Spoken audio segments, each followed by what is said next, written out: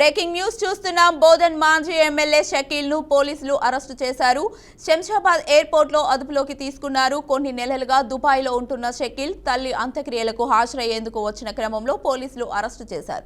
వివిధ కేసుల్లో షకీల్ పై arrest warrant ఉండడంతో అదుపులోకి తీసుకున్నారు. అలాగే తన తల్లి అంత్యక్రియలకు హాజరయ్యేందుకు పోలీసులు అనుమతిచ్చారు.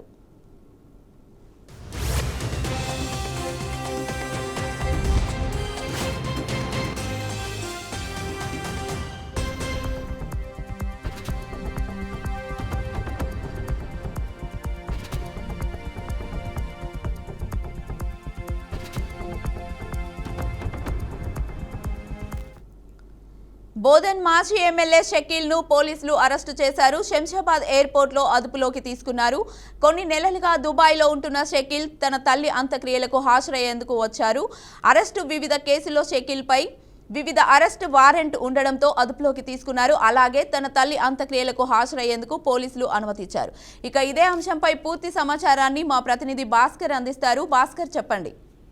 ఈ మాజీ ఎమ్మెల్యే షకీల్ ని అరెస్ట్ చేశారు పోలీసులు. ఎయిర్పోర్ట్ లో తన అదుపులోకి తీసుకుని పోలీసులు అయితే పోలీస్ స్టేషన్ తరలించిన పరిస్థితి. ఎందుకంటే వివిధ కేసుల్లో షకీల్ పై అరెస్ట్ వారెంట్ ఉంది. తను ఇండోర్ నుంచి కూడా దొరకకుండా తీసుకొని తిరుగుతున్న నేపథ్యంలోనే ఎయిర్పోర్ట్ లో దుబాయ్ ఎయిర్పోర్ట్ లో షకీల్ ని పట్టుబడారు పోలీసులు. ఆ నేపథ్యంలోనే తనపై ఉన్న కేసులన్నీ కూడా విచారణ చేసిన పరిస్థితి. దీనిపై పోలీసులు అయితే ఎక్కడికి తీసుకుపోతారో, ఏ స్టేషన్ తీసుకుపోతారు ఇంకా సమాచారం క్లియర్ గా తెలియాల్సి ఉంది. షకీల్ అయితే ప్రస్తుతం అయితే పోలీసుల కస్టడీలో ఉన్నట్టు తెలుస్తుంది.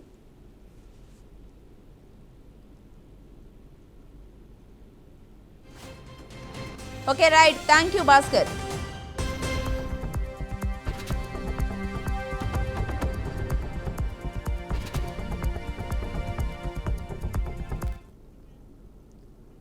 గ్రేటర్ విశాఖ మున్సిపల్ కార్పొరేషన్ రాజకీయాలు అనూహ్యమైన మలుపులు తిరుగుతున్నాయి.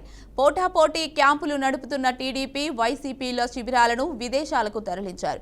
దీంతో మేయర్ హరి వెంకటకుమారి అవిశ్వాస పరీక్ష చుట్టూ ఉత్కంఠ రెట్టింపైంది. గ్రేటర్ మేయర్ పీఠంపై కన్నేసిన టీడీపీ నో కాన్ఫరెన్స్ నోటీసులు ఇచ్చింది. ఈ మేరకు ఏప్రిల్ 19వ తేదీన ప్రత్యేక కౌన్సిల్ సమావేశం జరగనుంది. ఎక్స్ ఆఫీస్లో కలిసి మ్యాజిక్ ఫిగర్ 74 కాగా గ్రేటర్లో బలాబలాలపై కూటమి వైసీపీ ఎవరి లెక్కలు వాళ్ళవి. బీజేపీ, జనసేనతో కలిసి తమ బలం 61కి పెరిగిందని, మేయర్ పదవి దక్కించుకోవడం ఖాయమనే ధీమాతో కనిపిస్తోంది.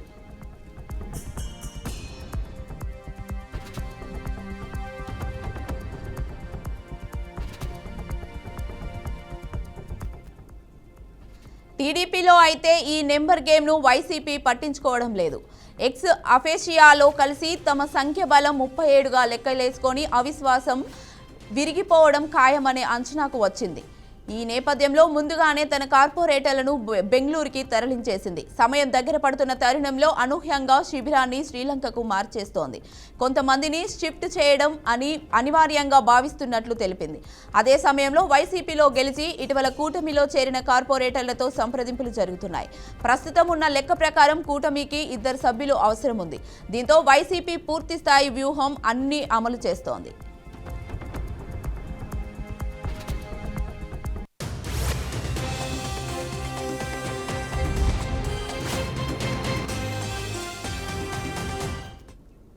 మరోవైపు సంఖ్యాబలం కాపాడుకోవడం ఇప్పుడు కూటమికి పెద్ద టాస్క్. దీంతో కొన్ని రోజులుగా భీమిలిలో నడుస్తున్న క్యాంపును మలేషియాకు తరలించింది.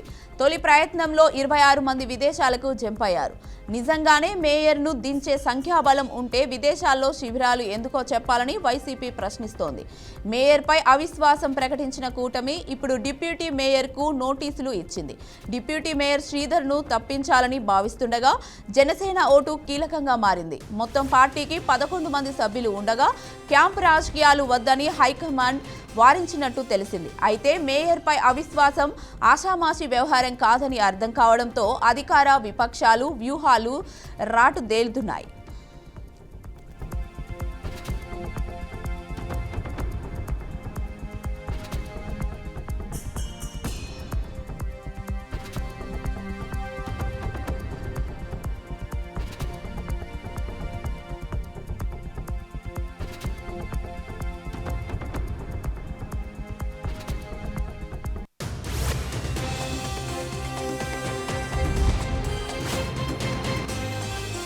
ఇప్పటి ఇప్పటి వరకు తెలుగు రాష్ట్రాల్లో పనిచేసిన ప్రతి ముఖ్యమంత్రికి ఒక బ్రాండ్ ఉందని, తన brand Young India Police School అని సీఎం రేవంత్ రెడ్డి అన్నారు. రంగారెడ్డి జిల్లా మంచిరేవులలోని గ్రేహౌండ్ క్యాంపస్ సమీపంలో నిర్మించిన యంగ్ ఇండియా పోలీస్ స్కూల్ను సీఎం రేవంత్ రెడ్డి ప్రారంభించారు. కిలో బియ్యం ₹2 ఇచ్చిన ఘనత ఎన్టీఆర్ది, ఐటీని అభివృద్ధి చేసిన ఘనత చంద్రబాబుది, ఆరోగ్యశ్రీని తీసుకొచ్చిన ఘనత వైఎస్ఆర్ది. అలాగే యంగ్ ఇండియా పోలీస్ స్కూల్ను అంటే అందరికీ తానే గుర్తొస్తానని అన్నారు. ఇదే నా బ్రాండ్ అని సీఎం రేవంత్ రెడ్డి స్పష్టం చేశారు. మరికొందరు తెలంగాణ ఉద్యమాన్ని తన బ్రాండ్గా చెప్పుకొని పైశాచిక ఆనందం పొందుతున్నారని విమర్శించారు. ఒలింపిక్స్లో చిన్న చిన్న దేశాలు మెడల్స్ సాధిస్తున్నాయని, మన దేశం ఎందుకు సాధించలేకపోతుందో ఒకసారి ఆలోచించాలని కోరారు. కాలంలో ఎక్కడికి వెళ్ళినా పాత్రికేయ మిత్రులు కానీ రాజకీయ విశ్లేషకులు ప్రతి ముఖ్యమంత్రికి ఒక బ్రాండ్ ఉన్నది. మీరు 16 నెలలైన ముఖ్యమంత్రి అయ్యి మీరు ఏ బ్రాండ్ క్రియేట్ చేసుకోలేకపోతున్నారు ఎందుకు అని ప్రశ్నిస్తున్నారు. నేను చాలా సందర్భాలలో నవ్వి వదిలేసిన. ఎందుకంటే ప్రశ్న అడిగేవాళ్ళు నేను ఏ బ్రాండ్ కోసం ప్రయత్నం చేస్తున్నో వాళ్ళు అవగాహన చేసుకునే పరిస్థితిలో లేరు అని. మొట్టమొదటిసారి ₹2 కిలో బియ్యం ఇచ్చిన ఎన్టీ రామారావు గారు పేదవాడు తెల్లన్నం తిన్నప్పుడల్లా వారిని గుర్తు చేసుకుంటాడు. ఐటీ కంపెనీలను, హైటెక్ సిటీని ఇవి చూసినప్పుడు చంద్రబాబు నాయుడు గారు గుర్తొస్తాడని చెప్తారు. అదేవిధంగా జలయజ్ఞం వ్యవసాయాన్ని ప్రాధాన్యతగా తీసుకొని ఉచిత కరెంటు నుంచి సాగునీటి ప్రాజెక్టుల వరకు రైతుల సమస్యలను చర్చించినప్పుడు రైతు బాంధవుడుగా డాక్టర్ వైఎస్ రాజశేఖర రెడ్డి గారు గుర్తొస్తారు. సరే, ఇంకొంతమంది కొన్ని రకాలుగా కొన్ని బ్రాండ్స్ క్లెయిమ్ చేస్తూ ఉంటారు. ఉద్యమకారులమని, తెలంగాణ ప్రదాతలమని. వాళ్ళ గురించి నేను పెద్దగా చర్చించదలుచుకోలేదు. మరి మీరు ఏ బ్రాండ్ లేకుండానే అన్నోటీస్డ్ చీఫ్ మినిస్టర్గా మీరు రావడం పోవడం జరుగుతుందా అని చెప్పి విశ్లేషకులు, శ్రేయోభిలాషులు అడుగుతున్నారు.